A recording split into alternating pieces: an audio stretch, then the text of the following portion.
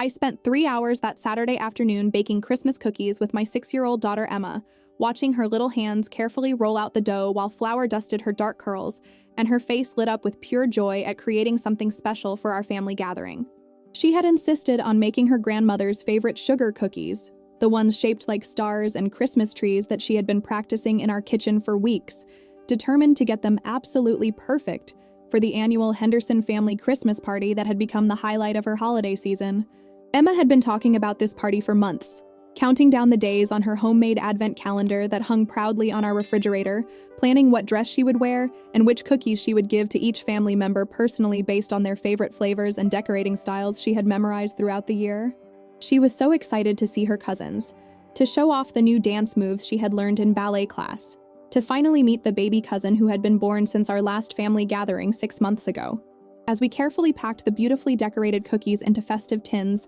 that Emma had wrapped with ribbons she had picked out herself, Emma chattering excitedly about how surprised everyone would be at how much her baking skills had improved since last Christmas, I had no idea that we were walking into an ambush that would shatter my daughter's innocent world and force me to make a choice that would change our family forever. When we arrived at my sister-in-law Patricia's house, our arms full of cookie tins and wrapped presents that Emma had helped choose and wrap with painstaking care, Emma practically bouncing with anticipation beside me in her beautiful red velvet dress that she had chosen specifically because it was Grandma Henderson's favorite color. Patricia opened the door with a cold expression that immediately made my stomach drop with dread. Before Emma could even say hello or show off her dress or offer the cookies she had worked so hard to perfect, before she could ask about baby Lucas or hug the relatives she had been missing, Patricia looked down at my daughter with undisguised hostility and said the words that would haunt both of us for years to come. "I'm sorry, but she can't stay. This is a family-only event." But what happened next would expose a conspiracy so cruel and calculated that it would tear our extended family apart and reveal the true depths of hatred that some people can harbor toward an innocent child whose only crime was loving them unconditionally. The party we were arriving at was supposed to be the absolute highlight of Emma's holiday season, the annual Henderson family Christmas gathering that had been a cherished tradition for over 30 years. Bringing together 3 generations to celebrate the holidays with elaborate meals, thoughtful gift exchanges, and the kind of warm family chaos that creates the lifelong memories children treasure forever. Emma had been preparing for this event with the dedication and enthusiasm of someone planning the most important day of their entire life, practicing her thank you speeches for gifts she hoped to receive, rehearsing the Christmas song she wanted to perform for everyone gathered around Patricia's grand piano, carefully selecting which of her homemade cookies would go to which family member based on their personal preferences she had memorized and cataloged throughout the year, with the attention to detail that only a loving child can manage. She had spent countless hours talking about seeing her Uncle Mike, who always brought his guitar and let her sing along to Christmas carols, while the family gathered around the fireplace, and her Aunt Sarah, who taught her card tricks and magic tricks, and always treated her like she was the most interesting and important person in the world. She was especially excited about finally meeting her newest baby cousin, Lucas, who had been born in September while we were traveling, and whom she had only seen in photographs,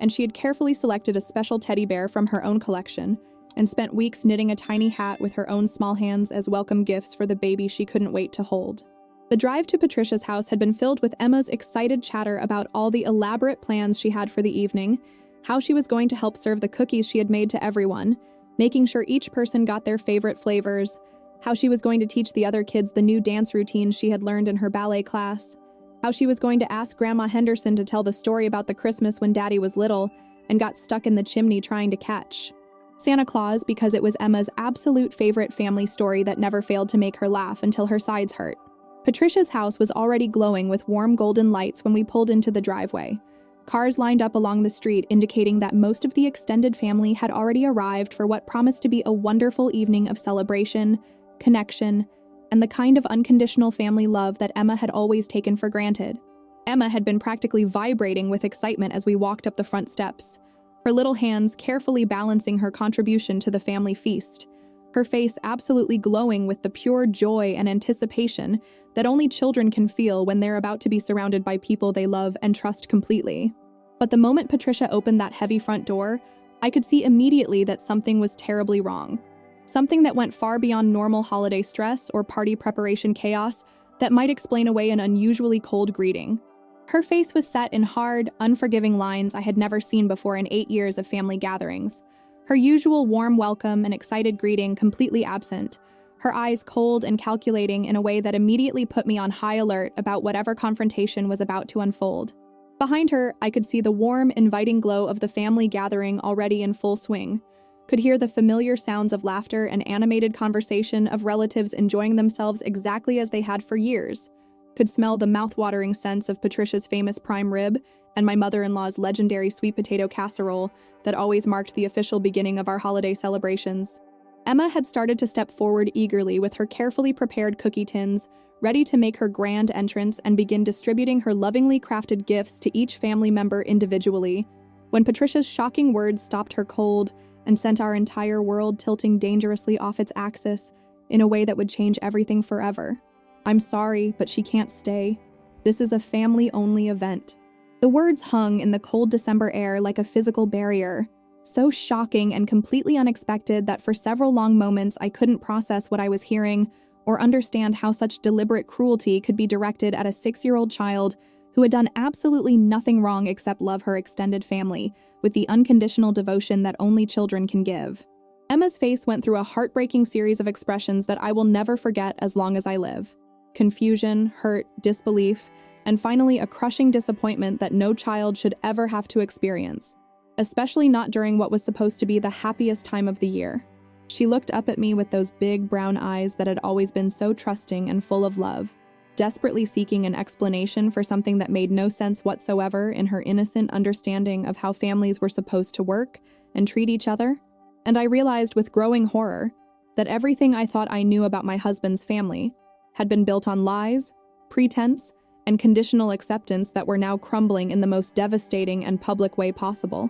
The truth was that this exclusion hadn't been a spontaneous decision made in the heat of the moment at Patricia's front door, but rather the carefully planned result of weeks of secret discussions and coordination among family members who had apparently been talking about the Emma problem behind our back since the last family gathering 6 months earlier when baby Lucas had been born. As Patricia stood firmly in that doorway, deliberately blocking our entrance with the casual cruelty of someone who had clearly rehearsed this confrontation many times in her mind, other family members began gathering behind her to watch the scene they had obviously been anticipating and planning for weeks. My mother-in-law, Helen, appeared first, her usually warm grandmother face set in the same cold, unwelcoming expression that Patricia wore, followed by my husband's brother Mike and his wife Sarah, all of them forming a united front that made it crystal clear this wasn't Patricia's individual decision or personal vendetta, but rather a family consensus that had been reached through careful deliberation without any input from my husband David or myself. The sight of them standing there together like a wall of rejection, people I had considered family for 8 years, people who had attended Emma's birthday parties and Christmas pageants and dance recitals, people who had held her as a baby and claimed to love her as their own granddaughter and niece, was almost more devastating than the initial rejection itself. Emma tried one more time to offer her precious cookies, holding up the beautiful tin with hands that were now shaking from confusion and hurt, saying in a small, hopeful voice that broke my heart, "I made Grandma's favorite ones, the star-shaped sugar cookies with the sparkly frosting that you taught me how to make." But Helen just shook her head with finality and said coldly, "That's very nice, dear, but this really is a private family event for blood relatives only." The emphasis she placed on the words blood relatives made it crystal clear that despite 8 years of birthdays and holidays and family photos, despite being David's stepdaughter whom he had legally adopted 2 years earlier with great ceremony and celebration, despite carrying the Henderson name and calling these people her grandparents and aunts and uncles for most of her young life,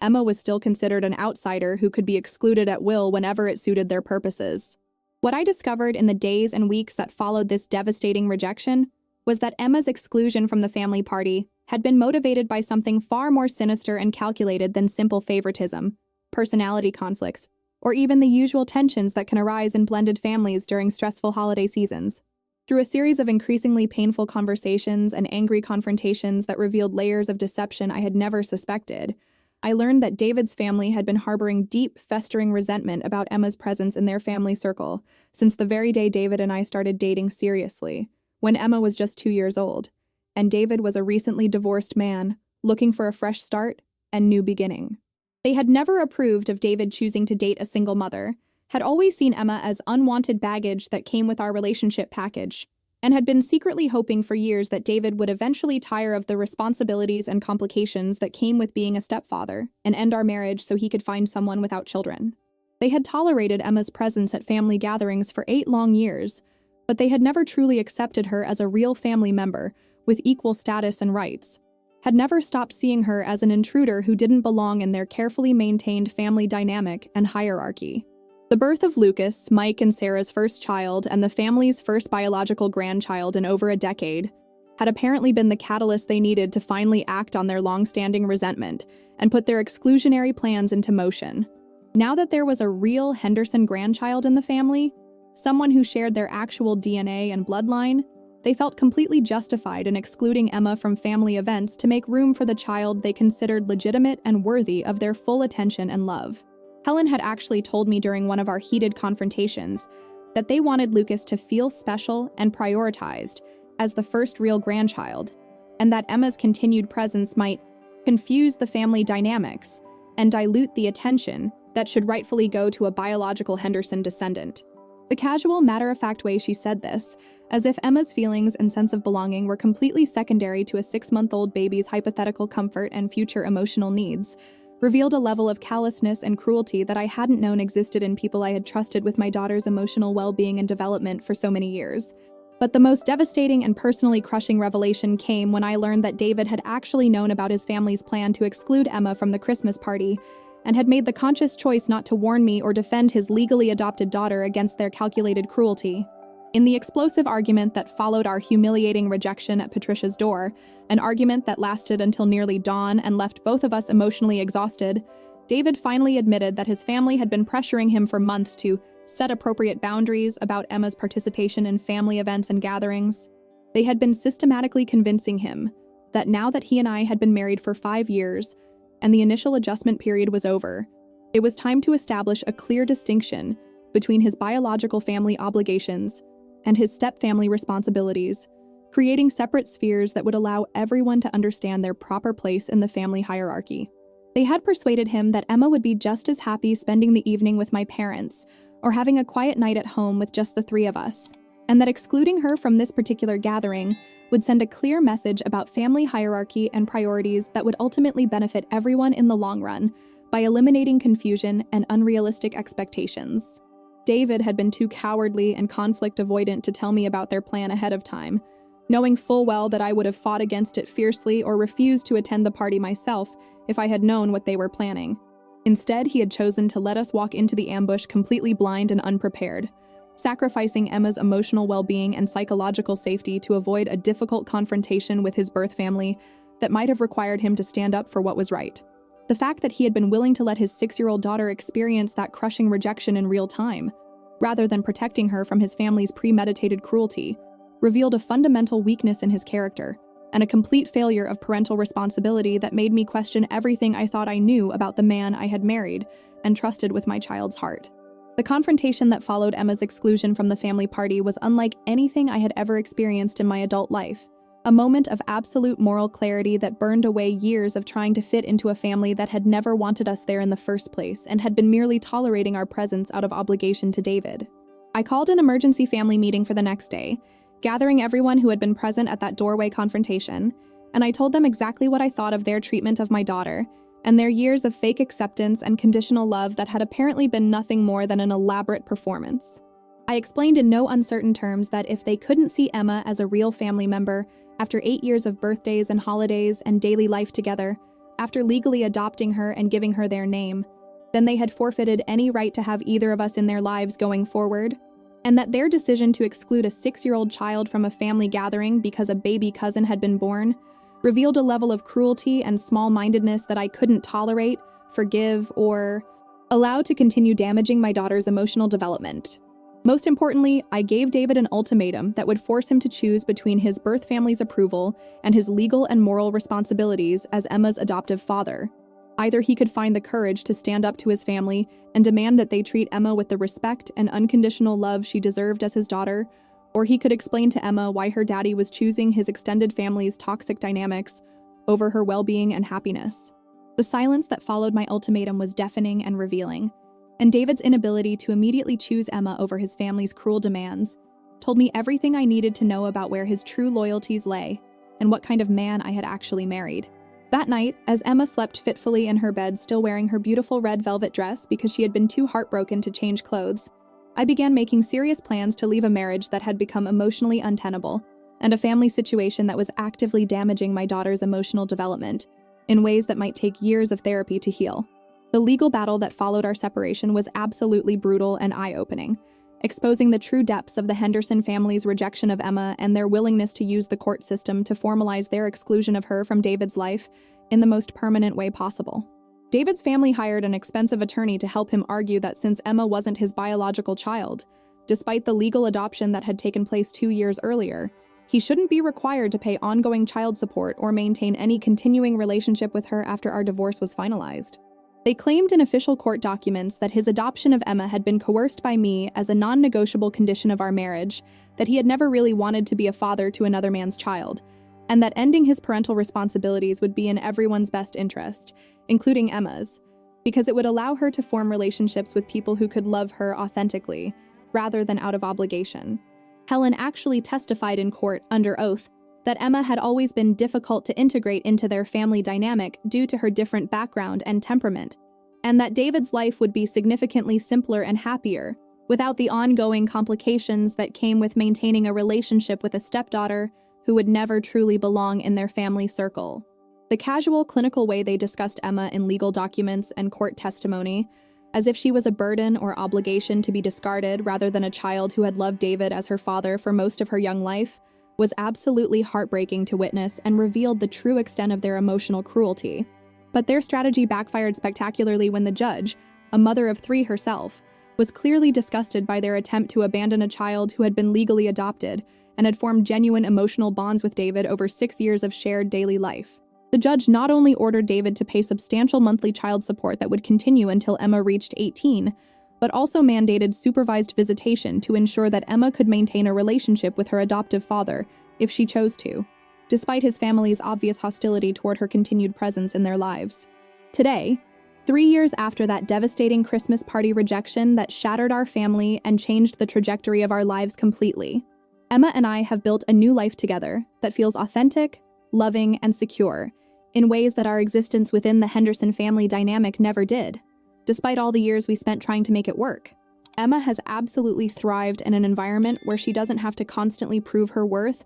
or worry about being excluded from gatherings because of circumstances completely beyond her control, where her value as a person isn't contingent on blood relationships or family politics that she's too young to understand. She has developed strong, genuine friendships with children who accept her unconditionally for who she is, has excelled academically and in extracurricular activities where her achievements are celebrated rather than minimized or overshadowed by cousin comparisons, and has learned to trust her own instincts about which people deserve access to her love and vulnerability. We spend our holidays with my family and a chosen circle of close friends who have demonstrated their commitment to loving Emma exactly as she is, creating new traditions that feel genuine and inclusive rather than forced and conditional. Emma still sees David occasionally for court-mandated visits, but their relationship has never recovered from his betrayal during the family party incident, and she has learned to accept with remarkable maturity that some people are capable of loving you only when it's convenient for them, or when it doesn't require them to stand up to others. She rarely asks about the Henderson family anymore,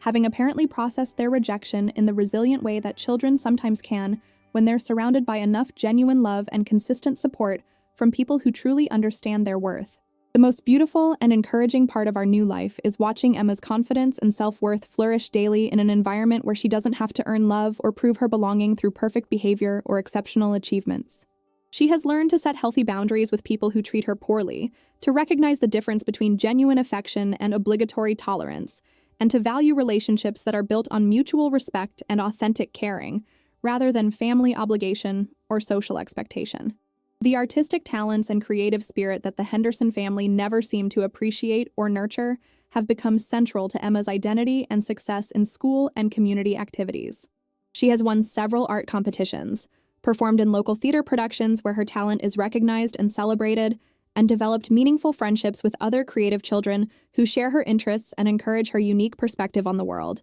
Most importantly, she has learned that family is something you choose and nurture through daily actions rather than something you're simply assigned to by marriage or adoption paperwork. and that the people who truly love you will never make you feel like you have to earn your place at their table or prove your worthiness of their affection. Looking back now with the clarity and perspective that time provides, I realize that the Henderson family's rejection of Emma at that Christmas party, devastating and traumatic as it was to experience in the moment, actually freed us from a toxic family dynamic that was slowly but steadily undermining Emma's emotional development and my own sense of self-worth and belonging. Learning that we had never been truly accepted or valued gave us permission to stop trying to earn love from people who were fundamentally incapable of giving it unconditionally. The party incident forced a crisis that revealed everyone's true priorities and character, allowing us to make decisions based on reality rather than hope, obligation, or the fear of disrupting family harmony at the expense of our own well-being. Was I wrong to give David an ultimatum that forced him to choose between his birth family and his adopted daughter? Should I have tried harder to help Emma maintain relationships with people who clearly didn't value her presence in their lives? Would you have handled it differently if your child was excluded from a family gathering because other relatives considered her an outsider, despite years of shared history? Sometimes protecting your child requires making difficult choices that other people won't understand. Walking away from relationships that look functional on the surface but are actually causing deep psychological harm. When people show you who they really are through their treatment of your child, the most loving thing you can do is believe them and respond accordingly, even when it means dismantling a life you thought you wanted.